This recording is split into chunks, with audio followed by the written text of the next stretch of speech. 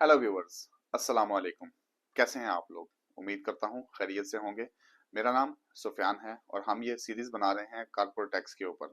आज हमारा लेक्चर 6 होगा जो कि है डिडक्टेबल और नॉन डिडक्टेबल एक्सपेंसेस के ऊपर। आज हम थोड़ा सा डीपर जाएंगे, हम डिडक्टेबल और नॉन डिडक्टेबल एक्सपेंसेस को पढ़ेंगे, उनकी एग्जाम्पल लेंगे। तो आइए शुरू करते हैं आज का। सबसे पहले हम देखते हैं डिडक्टेबल एक्सपेंसेस।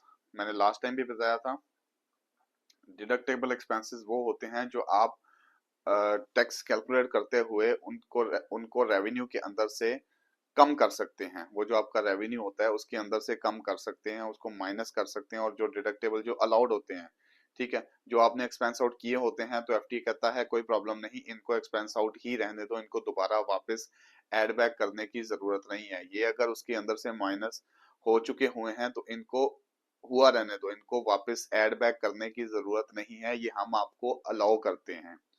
ये इजीएस्ट वे है समझने का। अब सबसे पहले नंबर पे आते हैं ऑपरेटिंग एक्सपेंसेस, जो कि आपको डिडक्टेबल हैं, अलाउड हैं। सबसे पहले डिडक्ट ऑपरेटिंग एक्सपेंसेस में आता है ऑफिस रेंट। अब ऑफिस रेंट क्योंकि एक डायरेक्ट बिजनेस एक्सपेंस है तो ये अलाउड है, इसको माइनस होना चाहिए। उसके बाद आती है electricity and utility bills. Electricity भी इस्तेमाल होती है और यूटिलिटी बिल्स भी हम जानते हैं इस्तेमाल होते हैं। उसके बाद आती हैं staff salaries and related benefits. Staff की जो सैलरी है, जाहिर है स्टाफ है, काम कर रहा है, उसको सैलरीज भी देते हैं, उसको बेनिफिट भी देते हैं। ये भी डायरेक्ट जो है ना वो एक्सपेंसेस हैं बिजनेस के, तो ये भी अलाउड है। उसके बाद मार्केटिंग और एडवर्टाइजमेंट। अब बिजनेस चलाने के लिए हमें मार्केटिंग भी करनी पड़ती है, हमें एडवर्टाइजमेंट भी करनी पड़ती है, ठीक है, तो ये दोनों भी अलाउड है। ठीक है, उसके बाद डेप्रिसिएशन ऑफ फिक्स एसेट। अब जो फिक्स एसेट्स के ऊपर आपने डेप्रिसिएशन की हुई है वो डेप्रिसिएशन भी आपको अलाउड है। उसके बाद रिपेयर एंड मेंटेनेंस। जितनी भी आपने रिपेयर एंड मेंटेनेंस की है, डेफिनेटली वेयर एंड टियर होती हैं, चीजें टूटती हैं, रिपेयर होती है, उनकी मेंटेनेंस होती है, तभी बिजनेस जो है वो चल पाता है। अगर चीजें खराब हो जाएंगी तो बिजनेस वो कैसे चल पाएगा जब उसके पास टूल्स ही नहीं होंगे। ठीक है, तो इन चीजों को सही करने के लिए बिल्डिंग को, मशीनरी को रिपेयर एंड मेंटेनेंस लगती है। उसके बाद जो सेकंड नंबर पे आती हैं वो आती हैं प्रोफेशनल सर्विसेज।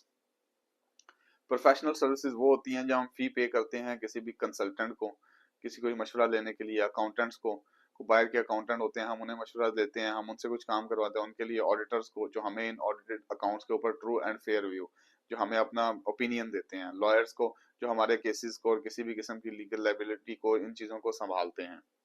उसके बाद सेकंड नंबर पे जो प्रोफेशनल फी के अंडर आती है वो है लाइसेंसिंग एंड परमिट फी।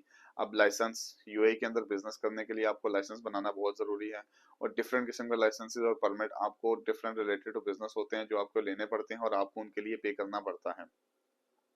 ये भी अलाउड है। अब थर्ड पॉइंट जो आता है वो है बिजनेस ट्रैवल एंड ट्रांसपोर्टेशन। तो एयरलाइन टिकट जो बिजनेस ट्रिप के लिए इस्तेमाल होंगे वो भी अलाउ होंगे। उसके बाद जो एम्प्लॉय जो इन एयर टिकट के साथ ट्रैवल किया है, बिजनेस ट्रिप के लिए गया है, उसको होटल अकोमोडेशन की भी जरूरत होगी, तो वो होटल और अकोमोडेशन भी जो बिजनेस ट्रिप के लिए इस्तेमाल होंगे वो भी डिडक्टेबल है।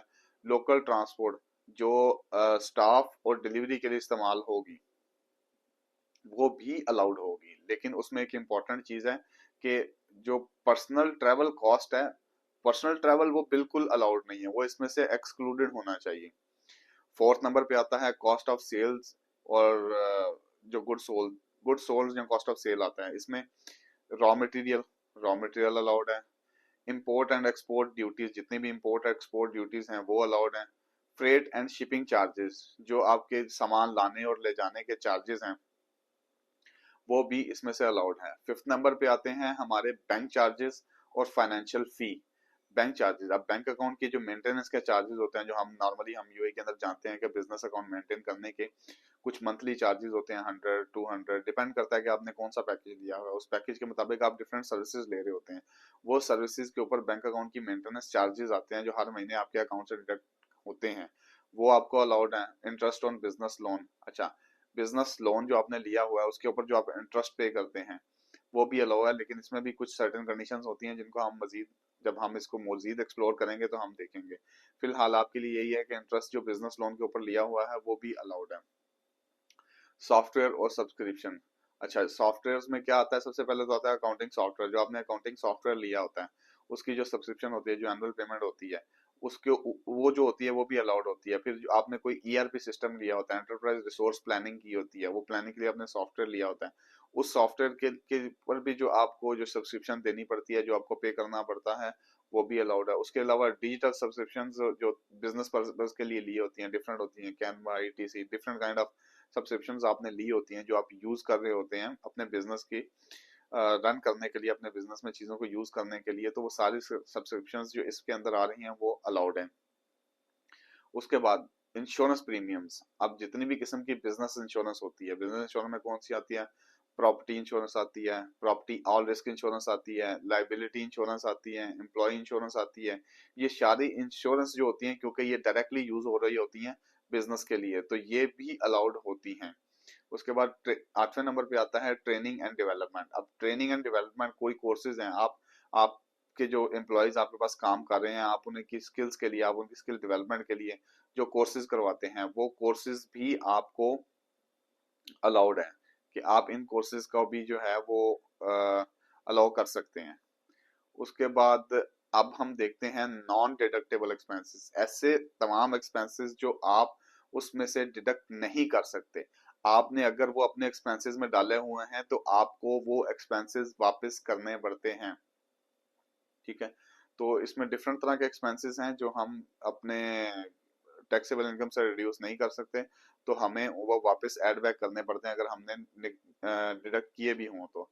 सबसे पहले आता है fines and penalties. Fines and penalties के अंडर आते हैं ट्रैफिक फाइन्स। ट्रैफिक फाइन्स, अगर आपको कोई ट्रैफिक फाइन आया हुआ है और आपने वो एक्सपेंस आउट किया हुआ है, तो आपको वापस अपने वो जो नेट प्रॉफिट आपने निकाला था उसके अंदर ऐड बैक करना पड़ता है। कोई भी एडमिनिस्ट्रेटिव पेनल्टीज आपके ऊपर आती हैं, जो आपको एफटीए या कोई भी दूसरी अथॉरिटी आप पे कोई एडमिनिस्ट्रेटिव पेनल्टीज इम्पोज करती है, तो वो आपको एड बैक करनी पड़ती है अपने प्रॉफिट के अंदर दोबारा। दूसरे नंबर पे आते हैं पर्सनल एक्सपेंसेस। अब पर्सनल एक्सपेंसेस में क्या आता है? ओनर के को पर्सनल मील्स हैं, क्लोथिंग है, उनके ट्रैवल है, ठीक है, उनके फैमिली के एक्सपेंसेस हैं। अब ये सारे पर्सनल जो एक्सपेंसेस हैं, ये भी आपको वापस एड बैक अपने प्रॉफिट में वापस करने पड़ते हैं अगर आपने माइनस किए हों और आपने उस अकाउंटिंग प्रॉफिट में निकाले हुए हों, जिनको अलाउ नहीं करता कॉर्पोरेट टैक्स का लॉ। उसके बाद आते हैं तीसरे नंबर पे नॉन बिजनेस डोनेशंस। अच्छा, नॉन बिजनेस डोनेशन कौन से होते हैं? डोनेशंस जो अनअप्रूव्ड चैरिटीज को किए जाते हैं। डोनेशंस जो आप अब्रॉड करते हैं अपने होम कंट्री में, अपने दोस्तों को, अपने किसी रिश्तेदार को, अपने किसी जानने वाले को, किसी को आउट ऑफ द कंट्री आप अगर चैरिटी करते हैं, डोनेशन देते हैं, तो वो भी अलाउड नहीं होगा। आप किसी अनअप्रूव्ड चैरिटी को, कोई घूमने वाले किसी को कोई आपको बता देता है, उस किसी किस्म की इस तरह की चैरिटी कुछ करते हैं, तो वो भी अलाउड नहीं है। तो यूएई के अंदर सिर्फ अप्रूव्ड चैरिटीज के अंदर आपको डोनेशन देना अलाउड है। आप ऐसी स्पॉन्सरशिप करते हैं जो बिजनेस से रिलेटेड नहीं होती। लेट सपोज समटाइम कुछ ऐसे आपका कुछ दोस्त आपके जानने वाला कोई इवेंट करा रहा होता है, आपको कहता है कि वो आप मेरा इवेंट ये स्पॉन्सर कर दें। अब वो बिजनेस से रिलेटेड नहीं है, ठीक है, वो आपने पर्सनली किया, अपने लिए किया है, तो ऐसे भी तमाम जो है डोनेशंस वो भी अलाउड नहीं है। उसके बाद आता है चौथे नंबर पे आता है ब्राइब्स एंड अनलॉफुल पेमेंट्स। अब जितनी भी आपकी जो है ना वो क्या कहते हैं, ऐसी पेमेंट तो टोटली डिसअलाउड है, यूएई के अंदर तो ये पॉसिबल नहीं है। फिर भी अगर कोई आपने ऐसी पेमेंट कर दी जो ब्राइब्स, जो रिश्वत के अंडर है, जो अनलॉफुल पेमेंट है, जो लॉ के अगेंस्ट पेमेंट है, तो ऐसी कोई जो है ना पेमेंट, वो आपने पहली बात है करनी ही नहीं। अगर आपने कर दी तो उसको वापस बैक करना है, और इस पे एडिशनल सिक्योरिटी भी आपके ऊपर आ सकती है। ठीक है, एडिशनल चेकिंग भी एफटीए कर सकता है कि आपने ये ब्राइब्स या इलीगल पेमेंट क्यों की।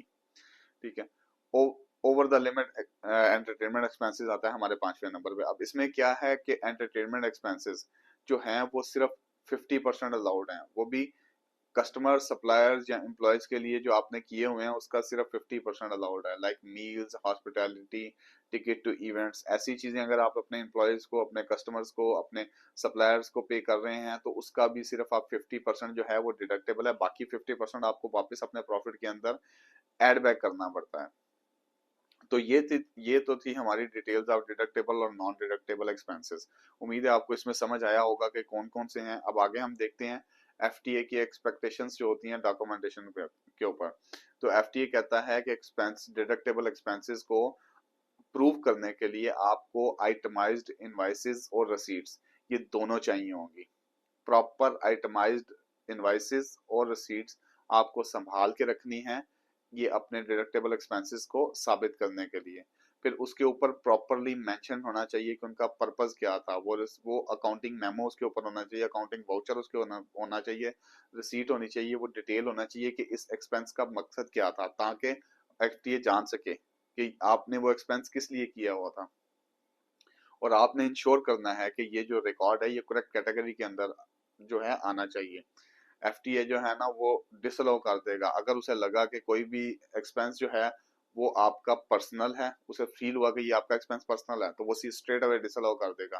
ठीक है। और अगर किसी एक्सपेंस में उसे लगा कि इसके साथ बिजनेस का लिंक शो नहीं हो रहा, तब भी वो बैंक डिसअलाउ कर देगा। तो आपको ये सारा कुछ सबमिट करने से पहले आपको खुद स्क्रूटनी करनी है, आपको खुद अपना मुहासबा करना है, अपना ऑडिट करना है, अपना मुदक्किक बनना है कि क्या ये दोनों चीजें फॉल कर रही हैं, क्या वो जो है पर्सनल तो नहीं लग रहे, क्या इनसे ऐसा लग रहा है कि इनका क्लियरली बिजनेस लिंक नहीं है। तो ऐसे आप सबमिट करने से ऐसे एक्सपेंसेस पहले ही हटा दें। ठीक है। और कोई भी सपोर्टिंग डॉक्यूमेंट मिसिंग नहीं होना चाहिए, एफटीए मिसिंग डॉक्यूमेंट को देखते ही आपको फाइन देगा। अब हम लेते हैं कुछ रियल वर्ल्ड की एग्जांपल्स। लेट्स सपोज आप कह रहे हैं कि एक कंपनी है जिसका 800,000 का रेवेन्यू हुआ, उसने 800,000 रेवेन्यू कमाया। ठीक है।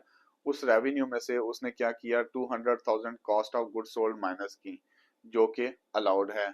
उसके बाद उसने 100,000 के रेंट और सैलरीज पे की, ये भी अलाउड है। ठीक है, सही किया उसने। फिर उसने 50,000 मार्केटिंग में पे किया, वो भी उसने उसमें से हटा दिया, ये भी अलाउड है। फिर 10,000 के उसने ट्रैफिक फाइन पे किए। अब ये जो ट्रैफिक फाइन है ये अलाउड नहीं है, ये हम पीछे पढ़ चुके हैं।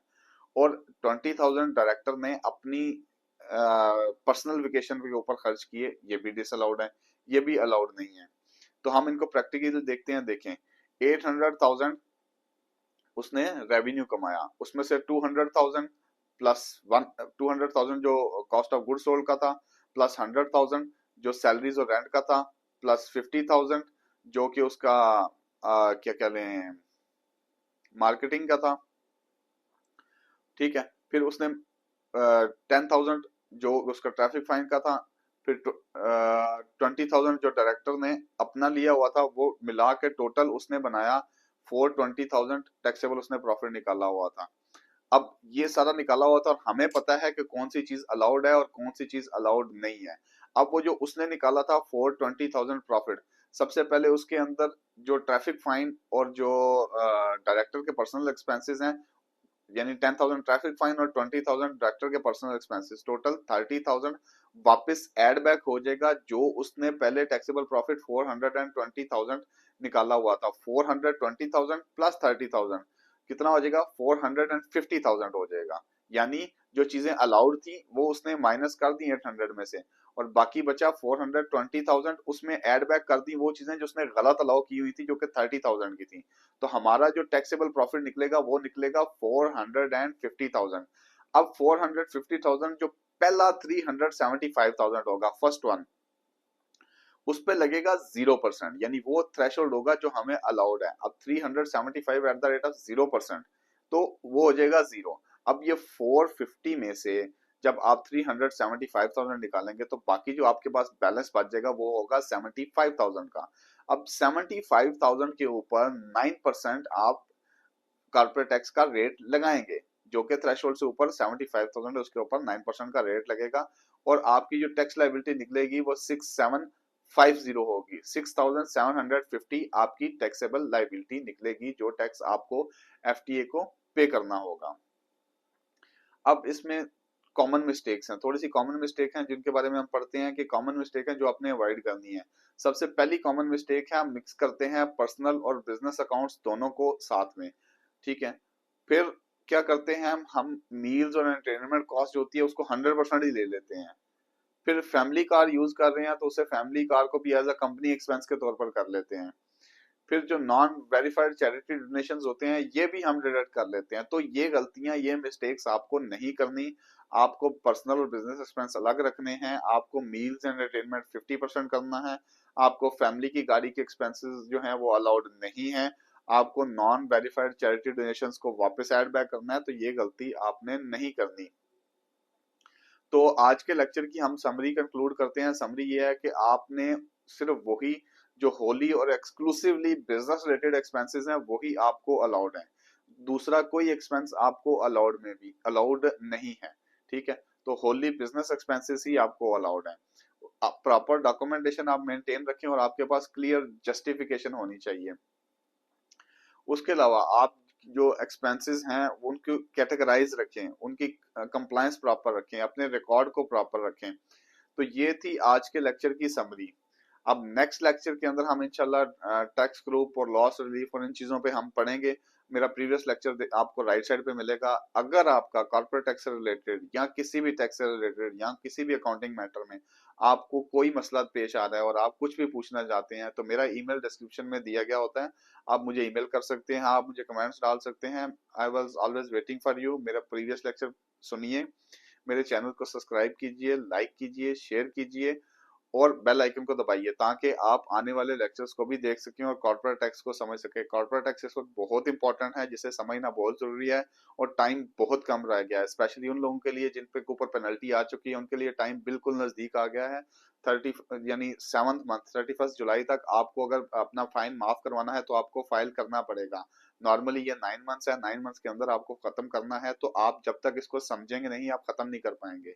तो प्लीज समझिए, मेरे इस कॉर्पोरेट टैक्स के लेक्चर्स को देखिए और हमारे साथ रहिए। दोबारा मुलाकात होगी नेक्स्ट लेक्चर में। अल्लाह हाफिज।